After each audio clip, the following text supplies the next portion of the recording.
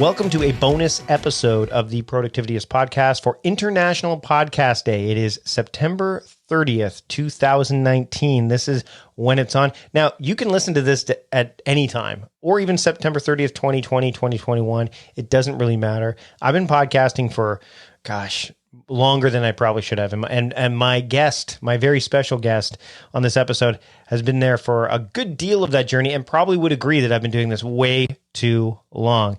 My guest is, if you've been following my work for a while, you've been following me along in my podcast journey, you're going to know who this is. My guest this week is my former co-host and good friend of Mics on Mics and Workflowing, Michael Schechter. Thanks for joining me on this special episode.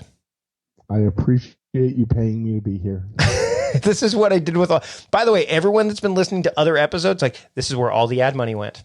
Literally, 100%. Yep. I got to be honest, you had to back up the money truck. It was nice. I got the little beep, beep, beep. And I could do it because it's sweet Barty money. Yeah, it's all American dollars, so it was easy to do. I didn't have to do any exchanges or anything like that. And so you will be hearing ads for, and by the way, the ads that we've done up to this point, that has only covered 50% of the payment. So there's going to be more ads to come. That's why I asked that question of all those people. You're going to be paying this off for a good long time to come. Yes, yeah, probably. And it's a debt that can never be repaid. So it's good. It's good to have you. It's nice to talk to you. Is that the formal thing I'm supposed to say, even though I don't mean it? That was in the script. Yeah. Okay. Yeah. Good. Okay. So one thing that we used to do, and you can actually look back and probably, if you Google Mics on Mics or you Google Schechter and Vardy, you'll probably see like little breadcrumbs of our episodes, maybe even some snippets. You won't find the actual episodes because we were on 5x5 and we're no longer on 5x5. So those episodes are gone. But one segment that we used to do, and we carried that through from, the very beginning, was a segment. And I brought a segment back to my show, this show, my podcast pick of the week. But we used to have a segment that, I think a lot of people were kind of like, so I can't wait to hear what you're drinking this week. Because we had this segment called What Are You Drinking? And it was, I was drinking one type of beer and you were drinking another, and we talked about it, and then we got into the conversation. So that begs the question. I'll tell you actually first. What am I drinking? I'm drinking what I used to drink actually quite a bit when we were on the show. My wife, on the way home, she picked up a Fat Tug IPA from Driftwood Brewery, which is like one of the go-to IPAs that I have. But Mr. Schechter, what are you drinking? I'm drinking a LaCroix Orange because I'm on the Whole30 and I'm super happy about the whole thing. So the Whole30, which I've done, and I did it a couple years ago on the, kind of on the, I wouldn't say advice, maybe the behest of Courtney Carver, who said, you should try this if you want to, and so I did, and it worked. It really worked. But one of the reasons that, I think that it's a nice framework, I think. And that's, I think, something that people kind of need when they're going on, kind of a program. And I think the Whole30 for some people becomes a lifestyle, and others it just becomes a program. But when I reached out to you to say, hey, can you be on this show? I remember reading this now that you said you were on the Whole30. I forgot that you were doing it like right now. And you're not doing it alone either. But you sent me it started to spark a conversation around productivity, around something that you wrote. So, and the Whole30 is kind of one of the elements that you brought to light. So let's talk a bit about that, because I have some thoughts on the Whole30, but I have some thoughts on programs in general. And so do you. Yeah. I don't want to use the word kismet and Mike Vardy in the same sentence. It kind of, as a New York Jew, gives me agita. But basically, I literally wrote the first thing I've written about productivity in, I want to say, years. And that day you texted me to come on the podcast. So there was definitely something going on. And I literally, after wrote it, we'll talk it through, but I was like, I don't know. I think this is good. It sounds good. I think it'll actually help me, but I'm going to send it to Barty and just see what he thinks. And ding, my phone goes off. So sort of an opportune moment to talk this through. But really it comes down to, for me, again, anyone who has ever listened to you and me ramble on about productivity nonsense, pretty clear I have a decent amount of responsibility between my job. I'm the breadwinner of the family right now, and I've got 3 adorable but, rambunctious young children. My wife, who, tolerates me, and I have to work to make sure she tolerates me. There's a lot going on the responsibility front, and always just historically, going back, I definitely deal with ADHD in childhood and adult, have a fairly low level of impulse control, so building habits is not exactly my strong suit. In the case of this diet, I tend to do really well at the obsessive parts of things. So it's like for 30 days, you have to withhold all these things for yourself. No freaking problem. But day 31 is usually where the wheels come off the wagon for me. So, I'm doing the reset right now. I think Whole30 is really good for that. Just kind of flush out the system, feel better about yourself. And then, it's the figure out what the heck I'm going to do next part that really got me writing and got me talking to you again. So I'm kind of, again, back to depressed. So one of the things when I do the Whole30 is, and they talk about this, is you ease back into it after 30 days. But it's very broad and ambiguous. Yeah, but I don't think that's, for me, it's not ease back into it. No, I know. It's almost like you fall out of orbit. You don't have those boosters to push you back up into orbit. You're just going to fall out of orbit and you're going to crash down aggressively towards Earth. That's more the challenge I have with it than the slow inevitable slide back. Well, and the thing you sent me when I read it, I really liked it because it reminded me, and we're going to talk about like this idea of setting your combination.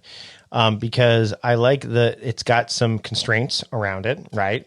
But it also has some flexibility within it too, because I think what happens for a lot of people, and especially people I've talked to over the years, is that when they take on some kind of system, whether it's a diet, a productivity framework, whatever, they feel that if the constraints are there, they can either lean into those, and then when the constraints are no longer there, like you said, they just crash hard, or the constraints are so restrictive and rigid that they seem to almost find a way to break it or get out of it. And then they say, see, this thing doesn't work. So what am I doing? So I think that one of the conversations I actually had on the way back from my trip to Santa Barbara not too long ago was somebody telling me the Pomodoro technique.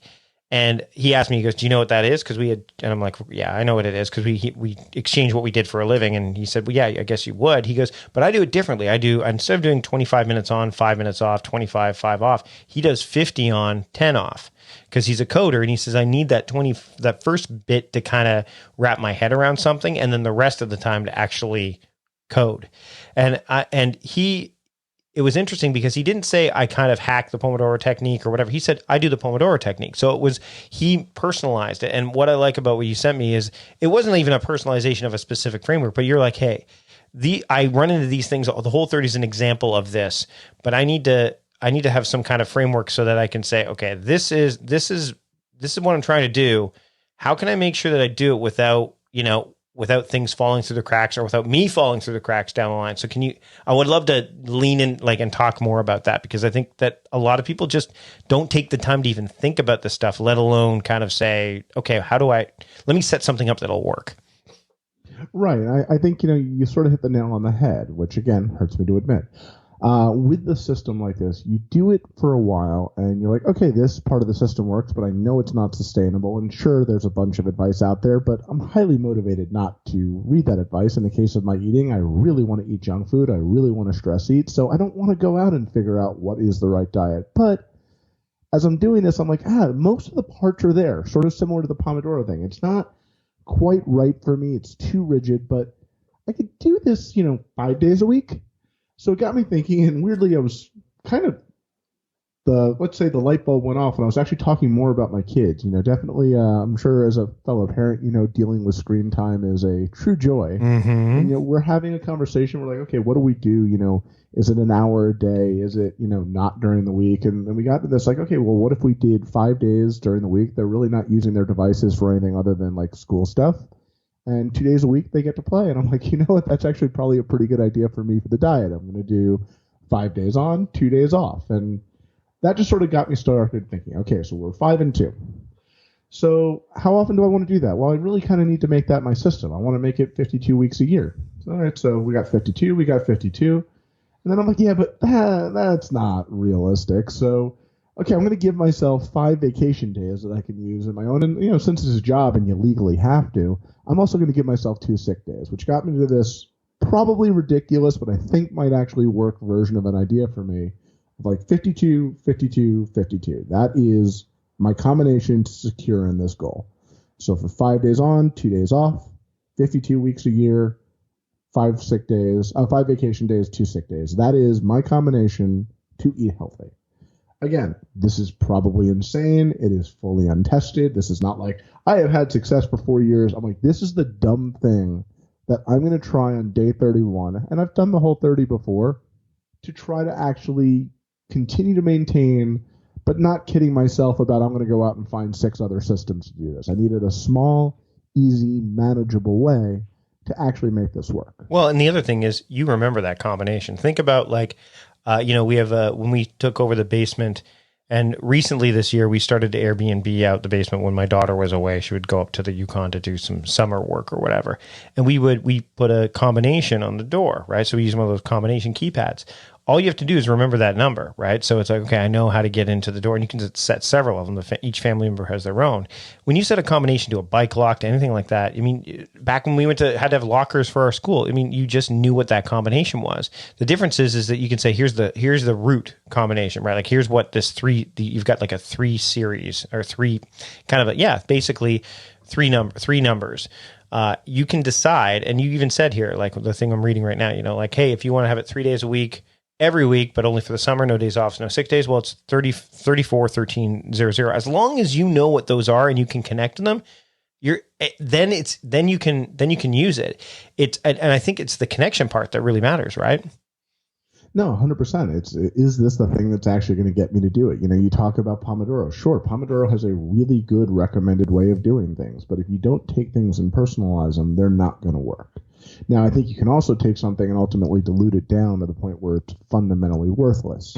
So again, thinking in terms of conversations we've had, things I've written in the past, I'm like, all right, look, I think this 52 thing is a really good, noble ambition. But I also know myself that it's probably not a realistic goal. I'm probably going to cheat. I'm probably going to slip. I am not the most disciplined human, especially when stress comes and kicks in. But what's my real goal here? My goal here is to be healthier. It is to not want to throw up when I see myself in the mirror, and it is to be around for my kids when they get married. Those are kind of, the two. The current goal is about the throwing up, and the future goal is about the kids. Mm-hmm. So what do I actually need? Like, what do I need to secure that in? So again, taking the same thing. I still think this 5 days on, 2 days off is the right system.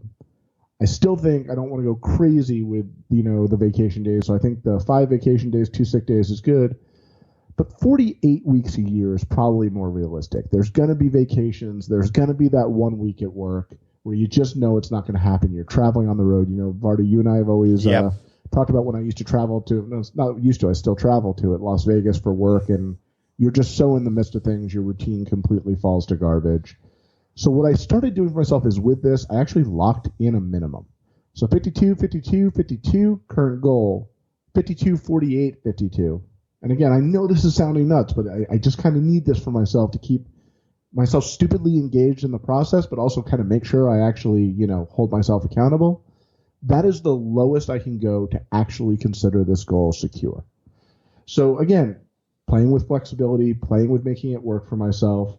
I feel like I now have sort of a baseline that I can use. I don't think something like this applies to a large group of goals. I think this is about a very focused group of goals. I'm going to try it with one. I think my goal is ultimately to potentially get up to about 6 of these that I'm trying to manage. I think anything more than that, again, you talk about like your bike locker, if you're in high school, your gym locker, your all these different things. You can only kind of mentally hold on to so many of these at the same time. It's a complicated system, so I think it has to be used in a focused manner. But I kind of want to try it and see if it helps me develop habits in a way that I've really struggled, not on the big habits. I'm actually pretty okay at like large projects, really tackling them and knocking them down. It's the little things that add up that just kind of fall to the wayside for me. And I think this is a decent scaffolding. Well, and I think the other thing is a lot of people when they take on a system is that they it's an all or nothing approach, right? Like you said, okay, that's it, 52, 50. Most people would go there. Like if I don't hit 52, 52, 52, that's it. Like I failed. And then you start to go into this, okay, I guess I'm going to throw the baby out with the bathwater. This didn't work. The whole system is garbage. And I come across this a lot with time crafting where I say, hey, you know what? Try to theme one day of the week. Like when I'm working with a client, I'll say, hey, just theme one day.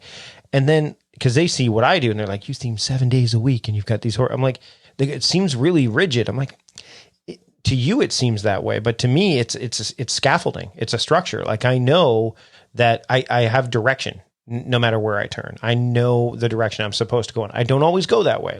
We're human, but I know it. I have that minimum viable kind of thing. So, and you've done the same thing. And like you said, it's, the most secure would be 52, 52, 52. But if you go to 52, 48, 52, you're still secure. It's your baseline. And I think that people, no matter what you're doing, whether you adopt what you're talking about, which I do think scales. Like I think you can, like you said, it's for very specific habits, and very focused, but you can apply it because the simplicity in it is the what the three numbers represent. So you could take that and go, okay, well, I'll apply this to, spending, eating well. I'm going to apply this to exercise. I'm going to apply this to meditation, whatever you want to do that to. I think the kicker is being kind to yourself. That's, I think, the key is I think a lot of people are very ruthless about this and say, hey, you know what? If I don't do it this way, then I'm screwing up. It's not going to work. See, I don't see it the same way. You don't see it the same way? No? Not even a little. Again, to me, I think being kind to yourself is usually a way to open the door to kind of sliding all the way back. But again, your level of kindness, hold on. But your level of kindness is, I think that there's a kindness to say, okay, the minimum is as kind as you're going to get. That's not a kindness. That is setting what failure looks like. What I'm telling you, anything below that line is failure. Let's put it this way. The way that let's go back to your example about, okay, the planning your 7 days a week doesn't work for you. Go with just one. Mm-hmm. The room that you left that person for failure seems incredibly high, because if they don't do that one day, they failed completely. But if you say, hey, start with 3, don't go below 2. You really set clear goals for somebody. And again, this is me thinking about myself. Like if I said I'm going to eat healthy 1 day a week, it's not going to happen because it's not enough to be a habit. And honestly, it's binary. It's 0 or 1. I either did it or I didn't. With something like this, I know what my goal is. I know what my ambition is. Like oftentimes when you set goals, it's like I'm going to do 1 and my stretch goal is 2. I almost tend to go, I really want to achieve 2, but I need to achieve 1. And again, I know this is probably a distinction without a difference, but that mentality, at least, again, it works for me in my larger projects. I know what really good success looks like. I know what success looks like, and I sure as hell know failure when I look at it. So mark this in your, anyone who's listening right now, we did hit a point where we disagreed. It took us a while, but we got there. We totally got there. I feel like we've been disagreeing quietly, but this was a substantive disagreement. I think that's the difference. All right. You know what it is, Marty? You know what it is? Yeah. Just try it is the mentality I normally take and has not had positive results. I think that is why I wanted to kind of start high, but know the least that I could dial it back, where I feel like I'm still in a groove, because that's the important part of a habit. You have to get into a groove. And I think if you make it too minimal, it just, again, doesn't really hold up. And I think the interesting thing about what you're saying there is that you read like Atomic Habits by James Clear, and he talks about like the small incremental change, right? And things like that. So again, I think it becomes like, it becomes personal, like productivity. It's very, like I need this. This is the range that I operate in. This is the range that you operate in. This is the range that someone else operates in. All joking aside, I know we're kind of veering away from the combination conversation. I think you've always looked at productivity from a success standpoint. I think you speak best to people who have an inclination and really want to take that inclination and just dial it up. Mm-hmm. I think for me, I've always come at it more from the people who really struggle to get fundamentals done and need to get up to the next level. And I think those different mindsets require fundamentally different ways to approach it. I mean, you and I have said this, it's not you're more successful, I'm less successful. I think the way you've approached, because I'm definitely obviously better looking and more successful than you. Hey, you're on TV at least once a week. But I've always looked to approach this from the standpoint of, anyone who's read my old site, Better Mess, I was coming from the step to need to improve, whereas I think you've always looked at it from the sense of I'm excelling. How do I excel at a higher level? And I know those two sound a lot alike, and maybe it is just sort of the core of how we're wired. But I do think, again, if you're at least coming to productivity from my standpoint, it really helps to think in terms more of how do I not fail, more than how do I start to succeed. So I have to say, one of the things when it came to talking about time crafting, I remember coming to you. This is after we were done, working on workflowing, 5x5 name Mike's on Mike's was I talked to you about time crafting, and I said, this is what I'm thinking. The idea of the top down. I wanted an approach that would help people get through, be able to, we talked about theming days and mode-based work and all that stuff. And you said something to me that I think alludes back to what you were just talking about, which was the idea that you just want to get through today. And I think that there's that distinction there too. We've talked about, like, when we were doing the podcast together, I recognize that there was a lot of that versus let's think, for this month, let's think for this year, let's think beyond that. And you said, I think that one of the things that you need to make sure you do is help people get through today. So what are you doing now? I mean, this is one element that we talked about, which is the setting the combination thing, which you're trying. And I definitely want to explore that more. And I think, we talked about you maybe having something on the website about it. And I think it's like on productivity. So I think it's great. My site's dead. So at this point, I think it's better to put it up on yours. I talk a little bit about how I'm approaching this for myself, how I'm actually going about the fundamentals of it, how big I think it can scale for me. So, and then I'll just link to, I can ramble on about that, or we could just, punt that to the website and move into, the weirder nonsense we normally ramble about. And then the other thing is when someone says, well, where can I find Mike's work? I'm like, I'll just link to Richline. I can buy some jewelry, and that'll be all well and good. There you go. Honestly, I could do an ad for you right now. If you're looking for an engagement ring or, Gemvara.com, that's really my focus these days. But no. So let's talk. What are you doing? What are you doing to get? We've talked about tools and stuff. And the last time I talked to you, things had changed. In terms of what you use and how you. Obviously, there's been even a larger bit of time since we spoke. What are you doing to kind of manage the day-to-day beyond what we were just talking about, to get through today and then even go beyond? Because one of the things you talked about, when I was reading this piece, is getting to the next level in your career. So how are you making all of that work in whatever way you are? Yeah, I would say when it comes, I'm going to probably start with what I used to do compared to what I would do now. That's great. Years ago when we were doing this, I was sort of building myself up from scratch. I was building a scaffolding for structure I felt I did not have. And what I would tell you is through the process of writing the site, talking to you, really trying to figure myself out, understanding how I work, how I learn, what are my deficits, I built a lot of systems for myself that worked. And I would tell you at a certain point, I was finding that the systems were weighing me down more than I needed to. So over time, I began to strip away more and more of that system. And what I would say is the details and the big particular systems. And by the way, just to bring it full circle, I ultimately believe some of this combination stuff is really good to get me started and ultimately becomes more a part of my life and becomes less important.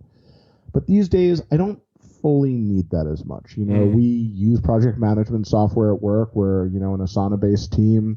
A lot of the work for the team that I manage is actually through our actual e-commerce system itself. So we're not going to add another layer. So you've got work in multiple places. I'm also working in a large corporation that, we're on Slack, we're on Asana, but, the rest of the team's, on Outlook where we're on Gmail. It's fitting a lot of different pieces together. And for a while, I really tried to hold rigid to my systems, but they weren't flexible for the ways that I needed to work. So a big part of it for me is still capture. You know this about my brain. It's that XKCD cartoon about ADHD where the balloons are just floating away. You're trying to grab the oven one and you're losing control of the go pick up the dry cleaning one. For me, it's really capturing and finding ways. And I still use, Aaron Mankey's, I know of lore, but I'm still talking about his frictionless cards, which you can't get anymore. Oh, no, I bought a bunch of them before they went away. So I've still got a small stash, but they're dwindling down. Baron Fig's index cards are the next ones you got to get. Joey just sent me a bunch, and they're on par, and they're in Long Island City, so not far from you either. So yeah, it's for me, it's really getting things down, ultimately getting them into the systems we use to do it. I would tell you on a regular basis, I'm running through the projects that we have going on, the different initiatives we need to do it. We just did this with me and my team. We sat down, okay, Q4 is coming up. This is the final hurrah. This is the list that we've identified. I want to go through it and I want to identify the holes. That's review. It is so much the fundamentals of what I learned, but over time, I've sort of contoured it to myself and contoured it to the reality of my day. I'm running around between 6 meetings, quick capture, and really finding the time to download every night and get the details into a system. It doesn't happen as much anymore, but I capture the big stuff. I structure the big stuff, and the small stuff, I've gotten better at just learning how to manage. Most of the people I talk to are entrepreneurs that were employees, and you kind of inverted it a little bit. I mean, I knew you were always, you always kind of had that. You had the day job. We'll qualify it as that, let's say. And then you started to explore this stuff with me and on your own, on the side. And then more on my own. Well, yeah, I was the part that made a little bit of money. I think that was about it. Beer money helped. That's a good point. But bottom line is that at one point when we were ready to end, and it was a good time to end too, because I was ready to start doing my own thing in earnest, and you were ready to start to do what you needed to do in earnest. And it was very much this is a good time to wrap it up. So when most people that I have on the show are like, I couldn't wait to get out of my day job and become an entrepreneur, and they talk about that lifestyle, but you leaned back the other way. What's that been like? Because I think a lot of people that listen to podcasts or listen to, especially business and entrepreneur ones, are going, I need this, like the side hustle. We hear about the side hustle a lot. And we hear the idea of, the dream of being the entrepreneur. But again, I'd like to hear from your perspective, because you didn't go that way. In fact, you had the opportunity to as well. I mean, it was certainly a possibility. At the end of the day, here's the way I look at it for me. One, I started the site and I started all this stuff with the intent of getting better at my job. Two, when it was there, honestly, I think I talked to you earlier. I started it as a personal project, not a business. So midway through, I'm like, there might be a business here, but it sure as hell ain't structured like one. And then three, ultimately, I still love my industry. I still love my career. I love my team. I find myself challenged every day by what I do. And are there, limitations that come with not being your own boss? Absolutely. But are there benefits? Sure. I mean, even today I was working on, I had a random idea over the weekend that is not a small one by any stretch of the imagination. And if I tried to tackle something like that on my own, I'd get nowhere. One of the fun things about my life is I work for a Berkshire Hathaway company. You have a lot of possibilities. You have a lot of resources. And man, I've found some of the best professional working relationships I've had. And could I do that on my own? Possibly, but I found it here. I think it's less about are you on your own, less about are you working for someone else, but more about are you able to keep growing? Are you fulfilled? And do you have enough control that you are happy? And not happy every day. That's just not a reality. It's are you, when you take a step back, go back to our conversations with Julian Smith, when you zoom out, how do you feel about what you're doing right now? And I would say if you're frustrated, it's always a good thing to get on a path to start changing that. And that could be starting to try to change where you are before you just say, I'm going to burn the ships and go do something completely different. There were definite moments where I was tempted to burn the ship, but there was always enough challenge and enough opportunity that I decided to lean towards that. And of course, I think you and I have also talked about, every time you make a big decision like that, there's the version of me that wonders, what if I had kept going down this road? What if I had really leaned into it? What if I had said, okay, fine, I didn't start it like a business, but how do I turn it into one? Yeah, but who the hell knows? I mean, there's a part, again, something you and I have talked about, and I've certainly written about. You got to kill that other version of yourself. And I don't want to be the guy who's wondering what would happen if I kept my website. I want to be the guy who's kicking ass with my team and building things we're really proud of, and selling people products that become a part of their lives and make them really happy. It's kind of a fun way to spend my days. One of the things that, and this has kind of been the theme, I think, not just about what we talked about now, but I think a lot of our conversations, people get caught up. I'm definitely one of those people with productivity about being more about the future. Like, where am I going? What am I? Whereas I think that the more I've done this, and you definitely speak to this to a degree, is it's about being present. It's about like you just touched on it. Like, I can't think about what could have been. I can't think about, it's about this here now. I know that there's elements, obviously, that, there's some forethinking and planning, but I think a lot of people miss that idea of being present and how important that is for productivity. What do you think on that? Oh, look, for me, part of it is just the way I'm wired. It's Yeah. easier for me to be focused on whatever's put in front of me. One of the things I've gotten very good at my job is context switching. Put new information in front of me, go into a different mode. What I would say is, I think where I tend to maybe differ from you, and I think, again, this is not that you're wrong even though you are, it's more about personality differences. For me, I need to know where I'm going. I need to know the general direction that I'm pointing at. But I've only ever found benefit to planning so far down the road. This might be a byproduct of the projects we run, the way that, we have a cyclical year. Every year holiday comes, every year holiday goes. You've got your tent poles, Mother's Day, Valentine's Day, Christmas. But I know what the next few months are going to look like. I have a sense of what the months after that, and I have hopes as to the months that follow that. And I've kind of found in my own life that, that's about as far as I ever really am able to plan, because once I'm down that road, something inevitably always significantly changes. So it's having that intention, knowing where you want to get to, but also, like you said, being a little closer to this moment right now, paying more attention to yourself, honestly enjoying what you're doing rather than hoping for what you wish you were doing instead. And again, some of this is when you're frustrated, when you're, feeling like you're in a rut. I think part of that is understanding, like, am I unhappy in general or am I unhappy right now? And again, this is probably a different version of the present, but it's, even if you're feeling that for a week or even a month, it could just be a phase. It could just be a thing. There's benefit to not obsessing about what will happen and focusing on what you're doing. I found a lot of benefit from that tactic. Last question. And I think it's one that I've been waiting to ask for a while. So what's it like going to Omaha, and what's Warren like? So I actually did have the chance to meet him. What you're talking about is the Berkshire Hathaway meeting. Yeah, the big one. We run a small booth there and amusingly sell gold coins with Warren Buffett and Charlie Munger's face. And he actually came by the booth, not this year, but last, and got to meet my father, who was just a really big moment in his life. He is a very, very sweet man. I am very, very fortunate to work for a company within his umbrella.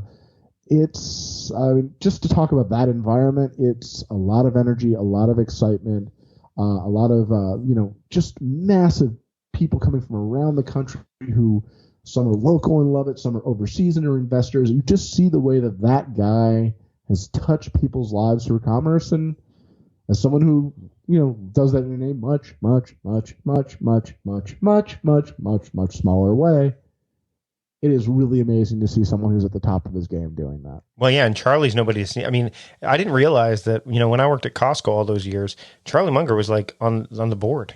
Like he was heavily involved. So it was like, I'm like, wow, it's kind of neat to see that too. Cause I actually have the Tao of Charlie Munger book. And there's another guy who's right, just with it, just on it.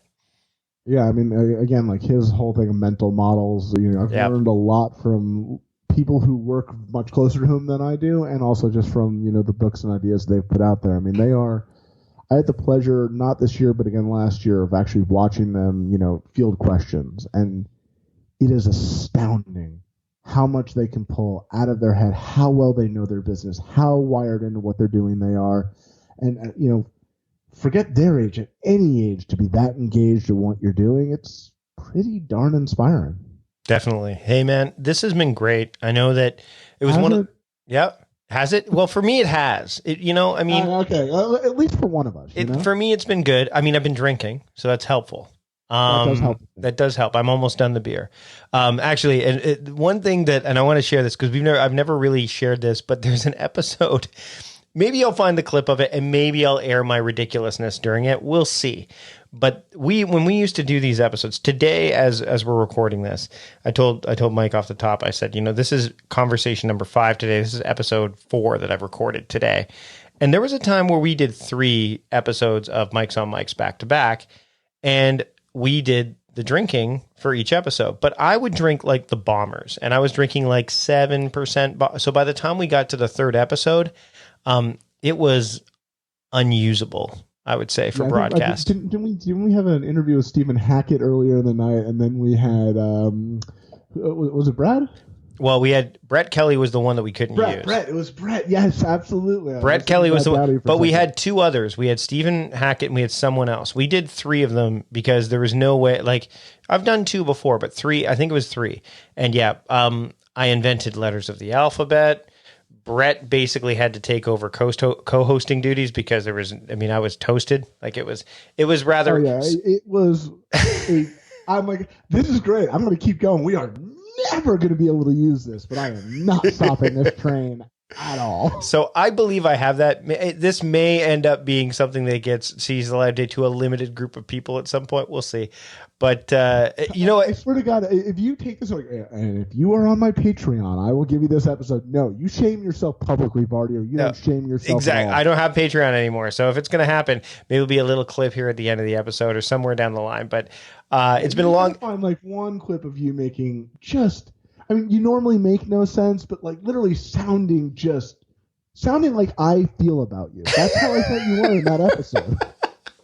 It was pretty, looking back now, because it's been a while, I can have perspective on it. But at that time, I was just, it was like one of those things like, how in the world did what was I thinking? Which, I think is what you normally think about me most. I'm like, what was he thinking? So yeah, I was thinking that at the beginning of the first episode we recorded that day. So I was probably thinking it at the end. And you're probably thinking it now. 100%. Hey, I'm not going to say where people can find you because they can find you. If they're lucky, they can. Lurking on Twitter is pretty much the best you're going to get from me these days. Yeah, or you might bump into you somewhere in Manhattan. Maybe that's always an option too.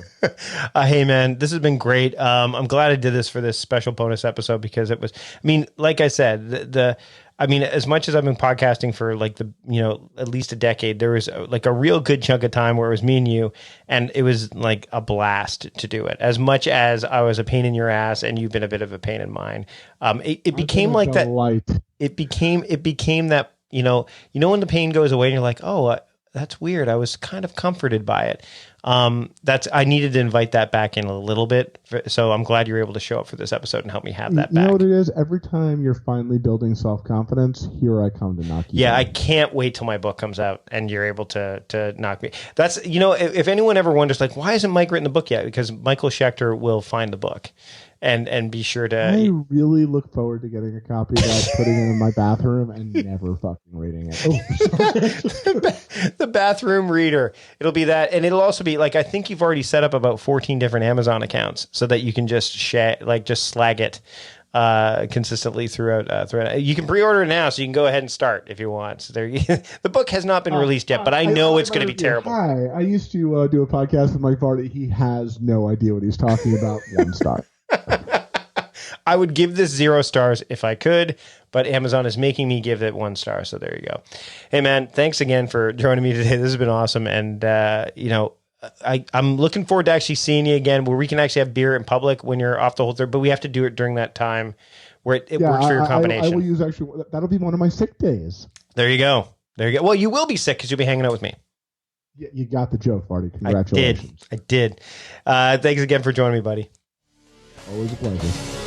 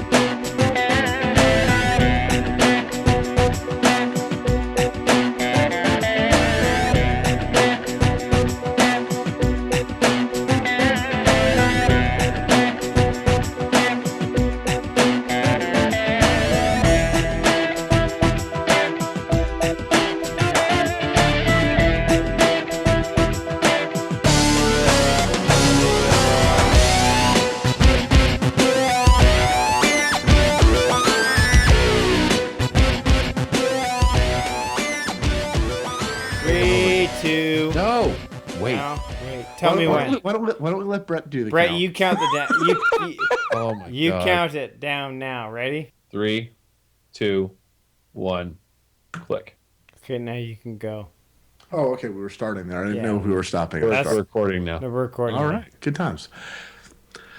Welcome to the Mike's on Mike's podcast. I am one of your two hosts, Michael Schechter of abettermess.com, and with me, as usual, is Mike of Vardy.me, which would explain my last name, Vardy, Mike Vardy of Vardy.me, and I'm at Mike Vardy on the Twitter, and with us as irregularly. As once before. Irregularly, because you never know. He may come back again if we dismiss him. So We need to start over again, Vardy. No, we don't. We don't. No. You made it. Okay, go ahead. Start over again because we didn't have to, but go ahead. Yeah, trust me. You're going to thank me later. All right.